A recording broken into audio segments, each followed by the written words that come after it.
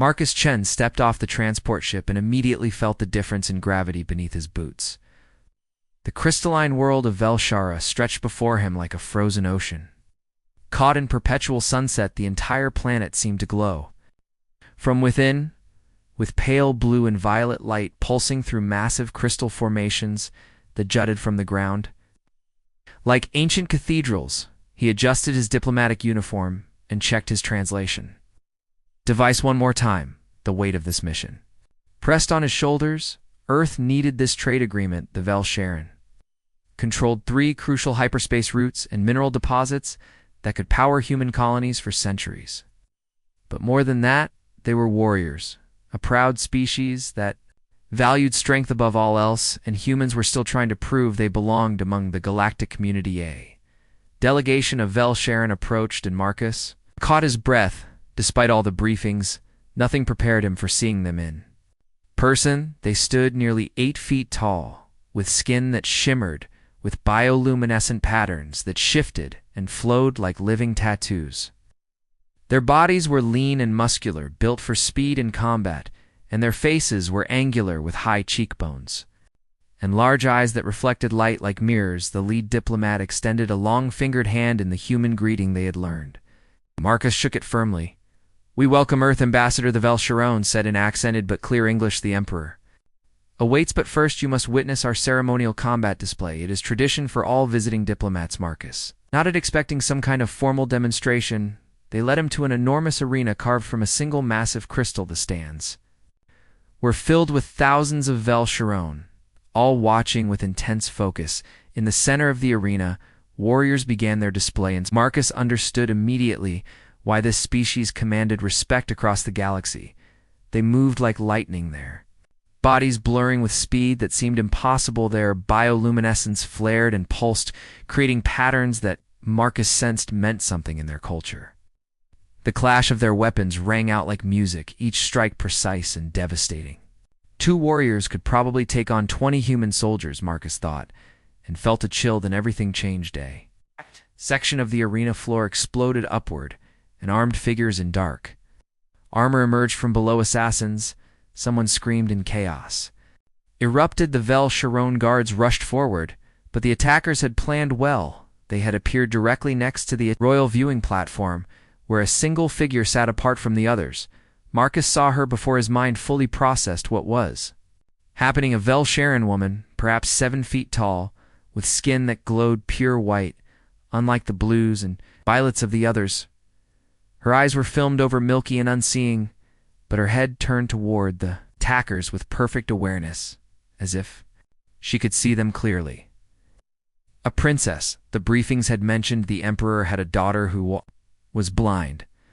The guards were 30 feet away. The assassins were 5 feet from her and raising their weapons. Marcus did not think. He simply ran his legs, pumped hard, fighting the slightly lower gravity that made him feel clumsy and slow compared to the Velsharan. He grabbed a fallen ceremonial spear from the arena floor and threw himself between the princess and the lead assassin. The energy blade meant for her chest hit his spear instead, and the weapon shattered. But it bought 2 seconds. The princess moved, and Marcus understood why she had survived to adulthood despite her blindness. She was faster than the other Velsharan, impossibly fast. Her hand shot out and caught an assassin by the throat, crushing his windpipe before he could react. Her other hand seized Marcus by his wrist, pulling him behind her as another blade whistled past his head. "Fight with me," she commanded in heavily accented English, somehow knowing he was human. Marcus had basic combat training all diplomats did, but this was nothing like the simulations. He grabbed a piece of broken crystal from the ground and slashed at an assassin who got too close to the man. Dodged easily, but it kept him busy for the crucial seconds until the royal guards arrived. The princess fought like a force of nature, her movements precise and deadly. She seemed to sense exactly where each attacker was, where each blade would fall. Marcus realized she was using some kind of echolocation, clicking sounds too fast and high for him to properly hear, that painted the world in sound rather than sight. Assassin came at Marcus from the side, and he barely blocked with his improvised crystal blade. The princess was engaged with 3 attackers, her hands moving in blurs. Marcus felt fear spike through him, not for himself, but for this warrior woman who fought blind against trained killers then. Her hand found his for just a moment. As she spun past him, their fingers touched skin to skin, and Marcus felt something like electricity arc between them. The princess gasped, her bioluminescence flaring bright white, and Marcus stumbled as a wave of vertigo hit him. The royal guards reached them finally, and the remaining assassins died quickly. The arena fell silent, except for heavy breathing. And the moans of the wounded Marcus released the crystal shard, and his hand came away bloody. He had not even felt the cuts. The princess stood perfectly still, her milky eyes turned toward him, though she could not see him with normal sight. Something happened, she said quietly. What did you do, humany? Did not do anything, Marcus said, confused. I just tried to help the guards surrounded them, and the head of security, a massive Vel, Sharon with scars across his face, stared at Marcus with an expression somewhere between shock and horror. You touched her during combat, he said slowly. Is that bad, Marcus? Asked the security chief. Looked at the princess, then back at Marcus. You do not understand human custom. You have war threaded with the emperor's daughter. The bond is formed. It cannot be undone. Marcus felt ice in his stomach. What does that mean? It means the princess, said her voice, carrying a strange mix of emotions that Marcus could not read. It means you are my partner now. By our law, by our biology, the bond has begun. She stepped closer to him, and despite her blindness, her filmed eyes seemed to bore into his soul. You are my partner, and you will have mate with me right now. This is not a request. It is necessity. The arena seemed to spin around Marcus. He had come to negotiate a trade agreement. Now he was apparently bonded to an alien princess through some biological process he did not understand, and she was demanding they complete this bond. Immediately before he could respond, the emperor himself entered the arena. His bioluminescence burned red with rage, and his voice echoed off the crystal walls. Bring the human to the high court, he commanded. Now Marcus looked at the princess, at the guards, at the thousands of watching Vel Sharon. His diplomatic mission had just become infinitely more complicated and possibly fatal. He was pretty sure completing a bond with royalty without permission was not covered in the diplomatic handbook. What have I gotten myself into? He thought, as the guards escorted him away. The princess walked beside him, her hand occasionally brushing his arm, and each touch sent that strange electric sensation through his nerves. Everything was about to change. You are my partner, and you will have mate with me right now. Part 2. The high court chamber was carved from black crystal that seemed to absorb light rather than reflect it. Hundreds of Vel Sharoon nobles sat in tiered seats arranged in a circle around a central platform where Marcus stood alone. His hands were not bound, but 6 guards surrounded him, their weapons ready. Their bioluminescence pulsed in patterns. He was beginning to recognize his emotional states, and right now those patterns spoke of anger and suspicion. The emperor entered, and the entire court fell silent. It was massive even for a Vel. Sharon easily 9 feet tall, with skin that glowed deep crimson. His eyes blazed as he stared down at Marcus from his raised throne.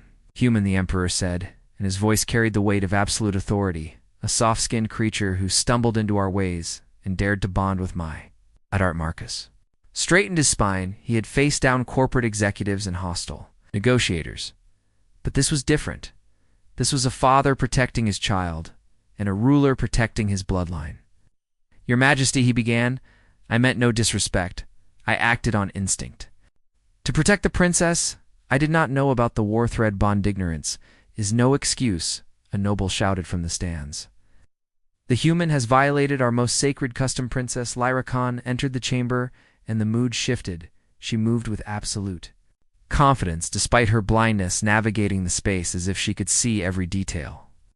She took her place beside her father's throne and turned her milky eyes toward where Marcus stood.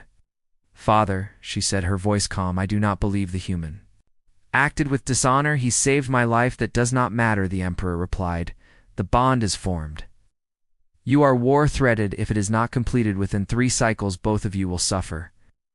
We cannot risk your health, daughter, but neither can I allow you to bond with an unworthy creature.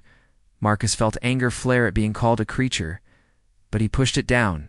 Getting emotional would not help. He took a breath and spoke clearly. Your Majesty, I understand this is unprecedented. May I propose a solution? The Emperor leaned forward, his luminescence darkening to a deeper red. Speak human, but choose your words carefully.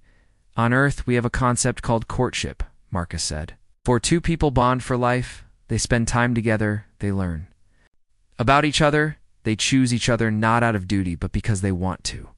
I ask for 30 days, let me prove I am worthy of thee. Princess, not through combat alone, but through partnership and understanding. Nobles erupted in confusion and argument. The Emperor raised his hand for silence. This courtship, he said slowly. Is this a human ritual? As Marcus replied. It is how we form lasting bonds between partners. We believe that choice and understanding make bonds stronger than obligation. Alone Lyra Khan spoke up, and her voice cut through the murmuring. I have heard of this human concept. It is strange to us, but perhaps there is wisdom in it. She turned to her father. I will allow this.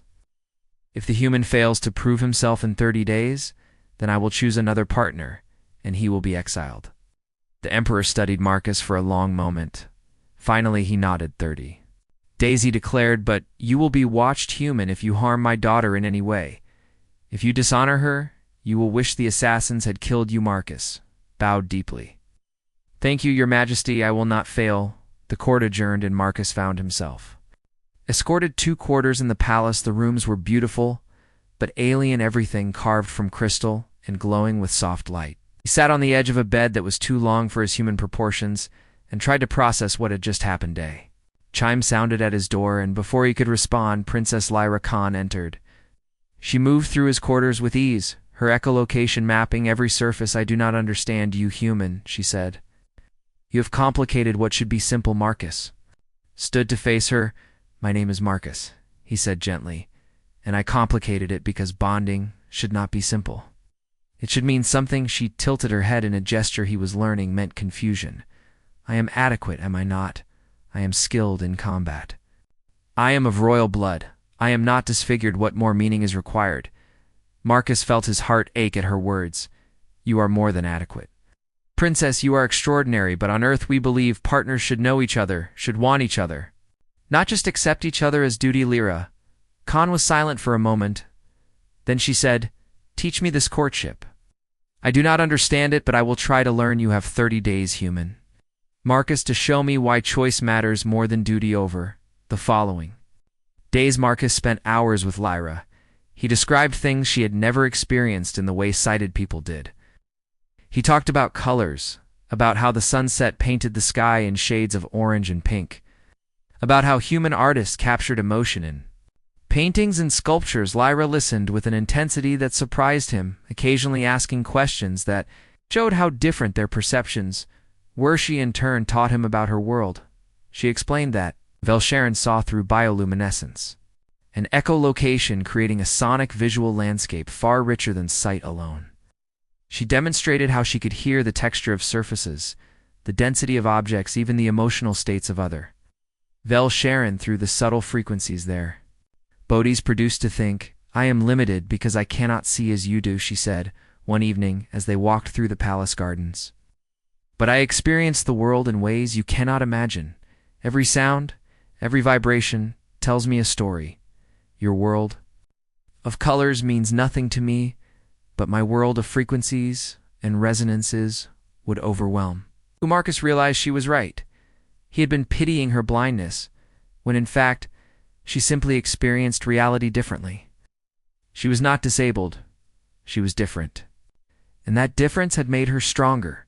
She had mastered combat through pure sonic awareness, becoming deadlier than warriors with normal sight. Why did you become a warrior? He asked, as they sat beside a crystal fountain that sang with musical tones. Lyra was quiet for a long time.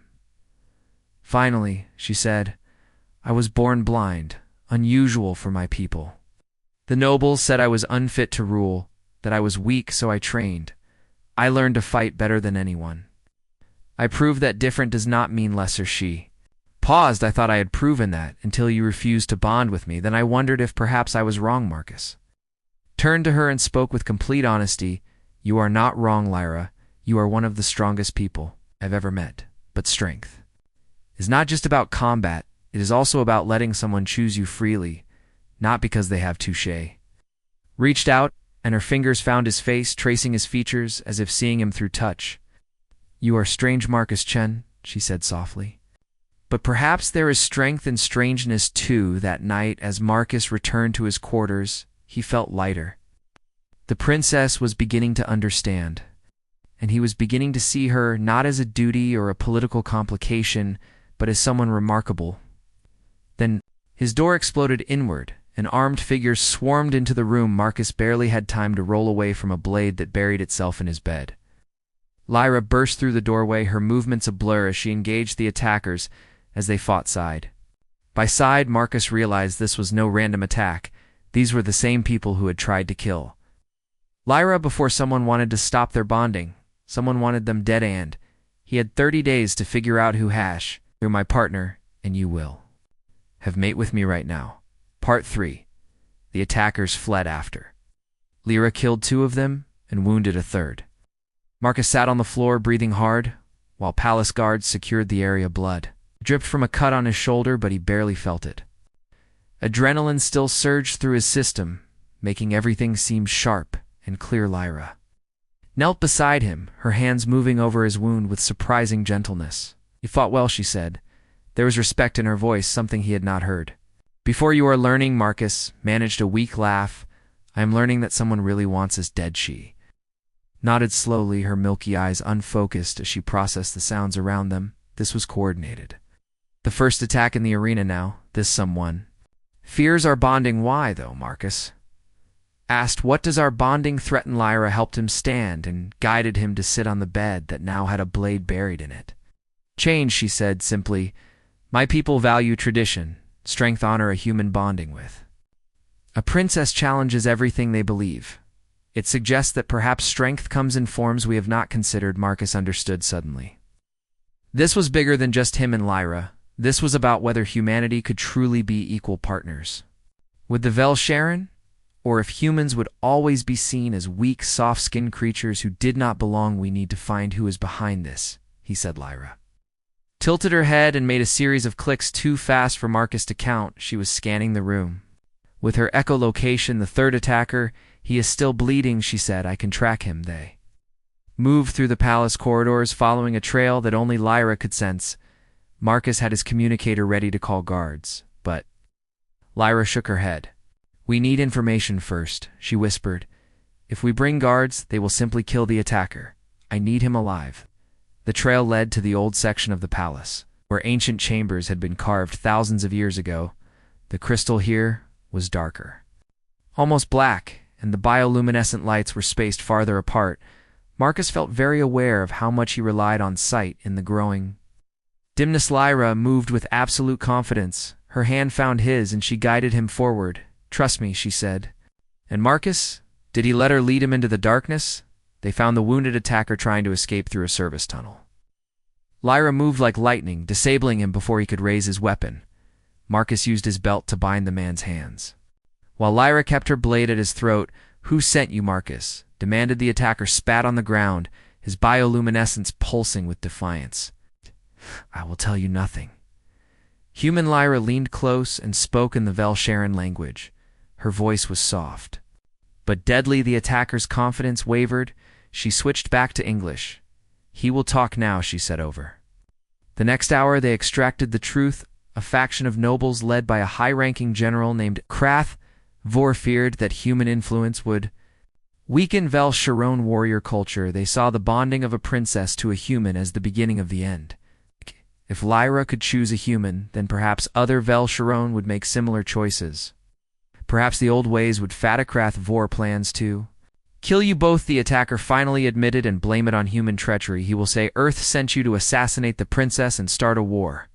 He has already positioned loyalists throughout the palace. Marcus and Lyra looked at each other. We need proof, Marcus said. We need to expose him before he acts again. They secured the attacker and made their way deeper into the old palace, following leads the prisoner had given them. The darkness grew absolute down here. Even the crystal formations ceased to glow. Marcus could not see his hand in front of his face. For the first time he understood what Lyra's world was truly like. She took both his hands in hers. Close your eyes, she instructed you. Rely too much on sight when there is no light. You panic instead, listen. Phil Marcus closed his eyes and tried to focus on his other senses. The darkness remained complete, but slowly he began to notice things. The faint movement of air currents against his skin, the tiny sounds of dripping water. Echoing off crystal surfaces, the subtle vibrations in the floor as Lyra shifted her weight. Good, she said, now follow me. Feel the air, I will guide you, but you must trust what you sense, not what you see. They moved through the catacombs with Marcus. Holding on to Lyra's arm, she clicked constantly, creating a sonic map of their surroundings. Marcus began to understand how she perceived the world. Every surface had a texture. Every space had a resonance. She lived in a universe of sound and vibration that was just as rich as his world of light and color, maybe richer. They found Krathvor's hidden meeting chamber by following the sound of voices echoing through the tunnels. Lyra positioned them where they could hear clearly, while Marcus activated his communicator to record the conversation. The general's voice was unmistakable, arrogant, and cold. In 3 days I will strike, he told his co-conspirators. I have agents positioned to kill both the human and the princess. During the next ceremonial gathering, we will make it appear that Earth planned this treachery. The Emperor will have no choice but to declare war on humanity. Our people will unite against the human threat, and our traditions will remain pure. Female voice spoke up. What of the Emperor? What if he seeks peace even after? Then the Emperor will be replaced. Krathvor said flatly, by someone who understands that strength cannot be compromised. We cannot allow soft creatures to infiltrate our culture. We are warriors, not diplomats. Marcus felt rage building in his chest, but Lyra's hand on his arm kept him still. We have what we need, she whispered. Now we must escape. They began to retreat, but Marcus's boots scraped against crystal. The sound echoed in the vast chamber, and instantly the voices in the meeting room stopped. Find them, Krathvor roared. Liara grabbed Marcus's hand and ran. The darkness that had been Marcus's enemy became his ally. Now the conspirators had lights that gave away their positions, while Marcus and Lyra moved in complete blackness, invisible. But there were dozens of them, and they knew these tunnels. They began to spread out, cutting off escape routes. Marcus could hear them getting closer, surrounding them. We are trapped, Marcus whispered. No. Lyra said, we are together. There is a difference. She positioned them back to back in a small chamber. Marcus could not see anything, but he could hear the attackers approaching from multiple directions. Lyra clicked rapidly, painting the space and sound. When I move, you move, she commanded. Trust me completely. The first attacker rushed in from the left, and Lyra was already moving. She pulled Marcus with her, spinning him out of the path of a blade he never saw. Marcus swung his fist where she indicated, and felt it connect with flesh. They fought as one unit. Lyra's sonic perception and combat skill combined with Marcus's unpredictability, the attackers expected Vel Sharon fighting patterns, but Marcus fought like a human, adaptable and unorthodox. It confused them more. Attackers came, and Marcus felt Lyra tiring. Even her incredible speed had limits. Made a decision, grabbed her hand, and ran, not away from the enemies, but toward them. The unexpected move caught the conspirators off guard, and Marcus and Lyra broke through their line. They sprinted through the darkness, Lyra guiding them while Marcus trusted completely in her perception behind them. The conspirators gave chase, but in the absolute blackness, their lights betrayed them, while Lyra needed no light at all. They emerged into the upper palace and immediately called for the Emperor's personal guard. Marcus transmitted the recording he had made, and within minutes the palace erupted into action. Krathvor and his conspirators were arrested, their plot exposed. Emperor summoned Marcus and Lyra to his throne room. You have done well, he said grudgingly. Both of you the human has proven. He can adapt, can trust, can fight beside my daughter. Perhaps I was wrong about human weakness. Marcus bowed but said nothing. He was exhausted mentally and physically. Lyra spoke. Father, I have learned something in these days, choice and duty or not. Enemies, when I choose Marcus freely, knowing who he is, that choice makes our bond meaningful, not weaker. The Emperor studied them both. Then complete your bond with my blessing, he said. You have earned it. But Marcus surprised everyone by saying not. Yet, Lyra turned to him, confusion clear in her posture. Why? Because Marcus said, meeting her blind eyes. I want you to choose me not because we survived together, not because of duty or time pressure, but because you truly want this bond. I would rather die than force youth. Entire court fell silent. Lyra Khan stood very still. Then she began to laugh. It was a sound Marcus had never heard from her before, genuine and free. You truly are the strangest creature, Marcus Chin, she said, but perhaps that is why I choose you, Hash. You are my partner, and you will have mate with me, right? Now, apart for 3 days passed, and Marcus felt the bond deterioration growing worse. It started as headaches, then became waves of nausea and disorientation, the Vel Sharon. Physicians explained that the incomplete war thread bond was unstable without completion. It would eventually cause psychological damage to both bonded individuals. Lyra suffered too. Though she hid it better, Marcus could see her bioluminescence flickering irregularly, a sign of distress, but he would not pressure her. The choice had to be her Zuring. Now, those 3 days, something unexpected happened. The human diplomatic team, who had been largely ignored during the crisis, suddenly found themselves at the center of attention. Vel Sharon nobles approached them asking questions about human culture, human technology, human ways of thinking. The conspiracy's exposure had shaken the foundation of their beliefs. If humans could uncover plots that Vel Sharon's security missed, then perhaps humans had value beyond simple combat strength. Marcus spent his time divided between diplomatic duties and time with Lyra. They had moved past formal courtship into genuine friendship. She taught him more about sonic perception, and he shared human philosophy music that she experienced as pure vibration and stories of Earth history. You are warrior people too, she said one evening. They sat in the palace gardens where crystal flowers chimed in the wind. Your species fought terrible wars, killed millions of your own kind, yet you learned to cooperate to build peace. How Marcus considered the question carefully. We learned that strength without wisdom leads to destruction. We had to adapt or die. So we chose to change. Change. Lyra repeated the words slowly, as if tasting it. My people fear change. We believe tradition equals strength. But you suggest that adaptation is also strength. Both can be true, Marcus said.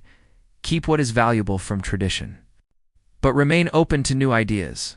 That is how species survive. Lyra was quiet for a long time. Then she said, I need more time, Marcus.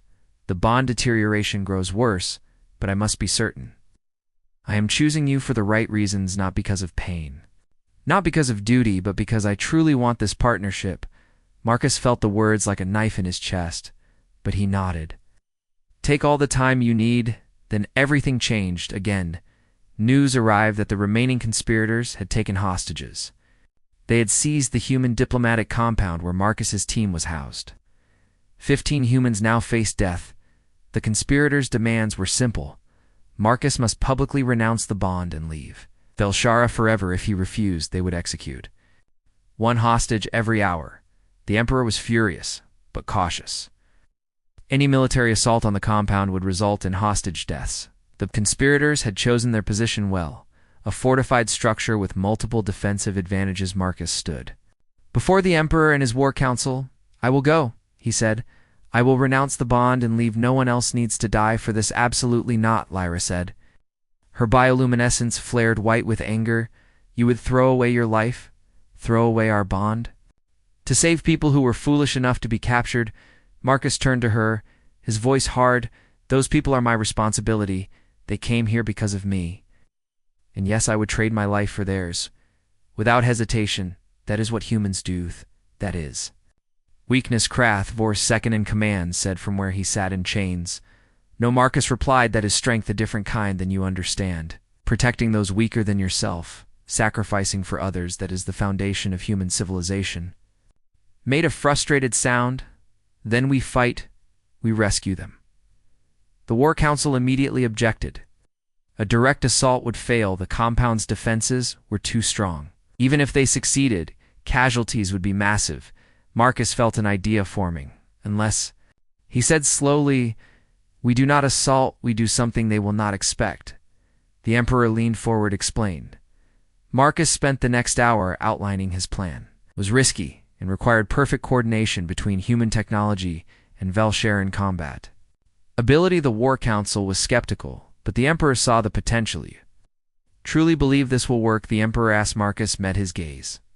I believe humans and Bel Sharon working together can achieve what neither could alone, that is the whole point, is it not? The Emperor smiled grimly. Then let us prove it. That night, the rescue operation began. Human technicians provided thermal imaging and communications jamming equipment that the Vel Sharon had never used. Vel Sharon warriors provided speed and combat prowess that humans could not match. Marcus coordinated from a command center, his human strategic thinking complementing Vel Sharon tactical aggression. Lyra insisted on leading the assault team. I know the compound, she said. I will not let you sacrifice yourself for duty while I hide in safety. The operation was a masterpiece of cooperation. Human drones mapped the compound, identifying hostage locations and guard positions. Vel Sharon warriors used their natural abilities to approach in complete silence. Marcus directed teams through communication implants, calling out threats that thermal imaging detected but that even Vel Sharon senses might miss when they breached the compound. It was like watching a perfectly choreographed dance. Vel Sharon warriors moved with blinding speed, while human support teams provided covering fire and tactical data. The conspirators were caught completely off guard. They had expected brute force assault, not this coordinated blend of alien technologies and tactics. Lyra found the hostage room and made short work of the guards. Marcus watched through the camera feeds as she freed his people, her movements efficient and deadly. She was protecting his family, his people, and something in his chest tightened at the realization. The conspiracy leader had one final card to play. He appeared on the communication channel holding a dead man. Switch connected to explosives throughout the compound. I will not let humans corrupt our people, he screamed. If I cannot stop this abomination, then I will make sure humans fear the Vel Sharon forever. Marcus made a split-second decision and switched to a private channel with Lyra. I am coming in, he said. No, she replied. You are not trained for this. I do not need to be, Marcus said. I need to talk to him. That is what humans do best. Before anyone could stop him, Marcus entered the compound. He walked slowly, keeping his hands visible. The conspiracy leader tracked him with wild eyes, the dead man switch trembling in his grip. You want me to leave? Marcus said calmly. I will leave, but let these people go. They are innocent. The leader laughed bitterly. There is no innocence, you humans. Infect everything you touch. Soon we will be weak like you, too frightened to fight, too soft to rule. Marcus stopped 10 feet away. Is that what you think we are? Weak and frightened. You proved it. The leader spat. You would trade yourself for them? That is cowardice. No, Marcus said. That is exactly the opposite. We are so strong that we can afford to protect the weak. We do not need to prove our worth through cruelty or domination. We prove it through what we build, through who we protect, through the choices we make, even when those choices are hard. Leader's hand wavered slightly on Earth. Marcus continued. We have a saying. The true measure of a society is how it treats its most vulnerable. We became strong, not by abandoning the weak, but by lifting them up. That is why we will survive. That is why we will prosper, and that is why your conspiracy failed. Behind the leader, Lyra appeared, moving in absolute silence. Marcus kept talking, keeping the man's attention focused. We are not your enemy. We are potential partners, and partnership makes both sides stronger, not weaker. Leader turned, saw Lyra, and his finger tightened on the switch, but Marcus was faster. He dove forward, trusting his human reflexes that, while slower than Vel Sharon, had the advantage of unpredictability. His shoulder hit the leader's chest, driving him backward, and the dead man's switch flew from his hand. Lyra caught it before it hit the ground. Her reflexes incredible.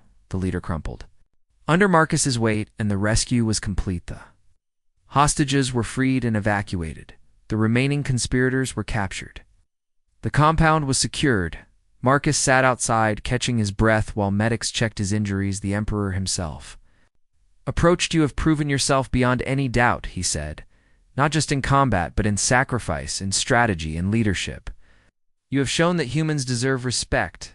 Thank you, Your Majesty, Marcus said, but he was looking past the Emperor to where Lyra stood. She walked over, and for a moment said nothing. Then I choose you, she said, her voice clear.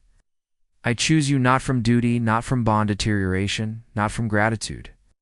but because you showed me what true strength means. You were willing to die for your people you trusted.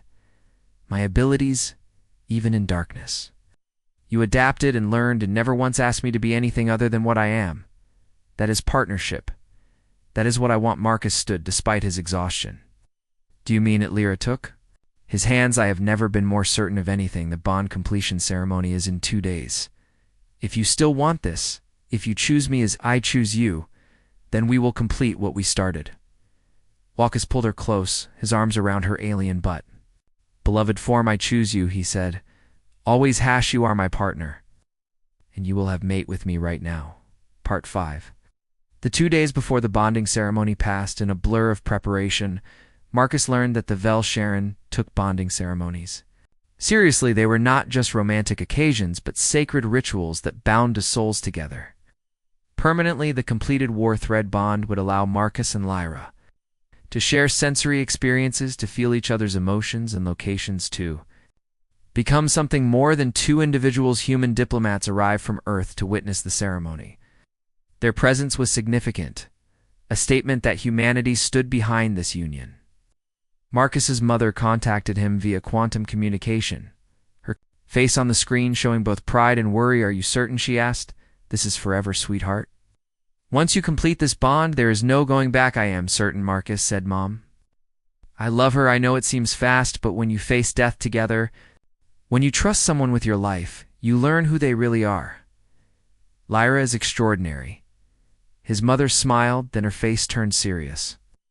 The people back home are watching this, Marcus. Some see it as a triumph, proof that humans can stand as equals with any species. Others fear we are changing too much, losing what makes us human. Marcus considered that we are not losing anything, Mom. We are growing. And growth requires change. The ceremony day arrived, and the great crystal cathedral filled with thousands of guests, Vel Sharon nobles in their finest armor, their bioluminescence creating patterns of light that flowed through the chamber. Human diplomats in formal dress, looking small but dignified, representatives from other alien species, who had come to witness this historic moment. Marcus stood at the center, wearing a blend of human formal wear and Vel Sharon's ceremonial armor that had been specially crafted for him. His heart hammered in his chest, nerves making his hands shake. Slightly then Lyra entered, and Marcus forgot to breathe. She wore armor of pure white crystal that caught the light and threw it back in rainbow patterns. Her blind eyes were uncovered, no longer hidden behind the vision devices she sometimes wore. Her hair flowed loose, decorated with small, chiming crystals that created musical tones as she moved. She was the most beautiful thing Marcus had ever seen. She walked the long aisle to him, moving with absolute confidence despite her blindness. When she reached him, she took his hands and smiled. I can hear your heartbeat, she whispered. It is racing. So is yours, Marcus, replied the ceremony was conducted by the high priest of the Vel Sharon, an ancient being whose bioluminescence had faded to pale silver with age. He spoke in the old language, and translators relayed his words to the gathered species. Two souls stand before us, he intoned. One of our people, one of the humans, both warriors, both proven in combat and sacrifice. Today we witness not just a bonding, but the birth of something new, a bridge between species, a partnership that redefines what strength means. He placed his hand on Marcus's head, then on Lyra's. The war thread bond was begun in blood and battle. Today we complete it in choice and love. Let the bonding ritual commence. What followed was part ceremony, part biological process. Marcus and Lyra stood facing each other while the priest guided them through meditation techniques. The incomplete bond that had been causing them pain now opened fully like a dam breaking. Marcus felt Lyra's consciousness rush into his mind. He gasped at the sensation. Suddenly he could feel what she felt. The sonic landscape of the cathedral, the vibrations of thousands of heartbeats, the texture of the air itself. The world exploded into dimensions he had never imagined. Colors meant nothing but frequencies, resonances, harmonics. These painted reality in ways more rich than sight. Lyra made a sound of wonder, and Marcus realized she was experiencing his perceptions. She saw through his eyes for the first time, color, shapes, visual beauty that had been denied her since birth. She staggered, and Marcus steadied her, his hands gripping hers. This what you see always, she whispered. It is so bright, so full of detail. This is your world, Marcus said in awe. This is how you experience everything. It is incredible. The bond settled into place, no longer painful, but warm and right. Marcus could feel Lyra's emotions, her love, her excitement, her lingering fear that this was too good to be real. He sent back his own feelings, his certainty that this was right, his determination to spend his life making her. Happy the priest smiled. They are bonded, he announced. Let no one doubt their connection. Let no one question their strength together. They are more than either could be alone. The celebration that followed lasted 3 days. The Velsharan knew how to party. Marcus discovered their idea of celebration involved ritual combat displays, massive feasts, and musical performances that humans experienced as much through vibration as sound. Marcus and Lyra were toasted by nobles who had once opposed their bonding. The emperor himself gave a speech praising their courage, but the most significant moment came on the 3rd day when the emperor announced a new initiative. Partnership programs he declared will be established between humans and Vel. Sharon, we will exchange knowledge, military personnel, scientists, and cultural experts. We will learn from each other as my daughter and her mate have learned. The announcement sent shockwaves through the gathered species. Humans and Velsharan had been cordial but distant now. They were proposing deep integration. This changed everything some. Velsharan nobles objected, of course, including some who had supported the bonding but feared what it represented. The emperor assigned these nobles to the partnership programs, forcing them to work directly with humans. It was brilliant politics. Turn opposition into opportunity for education. Marcus and Lyra spent their first weeks as bonded mates. Adjusting to their new reality, the shared senses were overwhelming at first. Marcus had to learn to filter Lyra's sonic perception or be constantly distracted. Lyra had to adapt to visual input that her brain had never processed before, but they helped each other. Marcus taught Lyra to interpret colors and visual patterns. Lyra taught Marcus to listen, really listen to the world of sound. They discovered that their bond allowed them to cover each other's weaknesses. Lyra's combat skills combined with Marcus's strategic thinking made them formidable. 6 months after the bonding, they stood on the bridge of a joint human-Velsharan exploration ship. The mission was to explore a dangerous sector of space that had been avoided for decades. Neither species alone had the capability, but together they were ready. The crew was split evenly between humans and Velsharan. Initially, there had been tension, but Marcus and Lyra served as living proof that partnership worked. The crew learned to appreciate each other's strengths. Velsharan warriors protected human technicians' human problem. Solving saved Velsharan lives when equipment failed in unexpected ways. Other species watched with amazement. Some had dismissed humans as weak. Some had feared Velsharan aggression. Now they saw something new, a partnership that made both species stronger. Marcus stood beside Lyra, his hand resting on her shoulder. Her bioluminescence displayed patterns he had learned to read: contentment, love, anticipation. Through their bond, he felt her excitement as the ship prepared to jump to hyperspace. Do you ever regret it, he asked, quietly choosing me? Changing everything? Lyra turned her blind eyes toward him and smiled. I regret nothing, she said. You showed me that strength is not about refusing to change, it is about having the courage to grow. You gave me sight even though I could not see. You gave me partnership even though I only knew duty. How could I regret that the ship's engines powered up? And Marcus felt the familiar vibration through the deck. Other species had formed alliances. But what humans and Velsharan were building was deeper. They were proving that different strengths working together could achieve the impossible. The jump to hyperspace engaged, and the ship leaped forward into unknown space.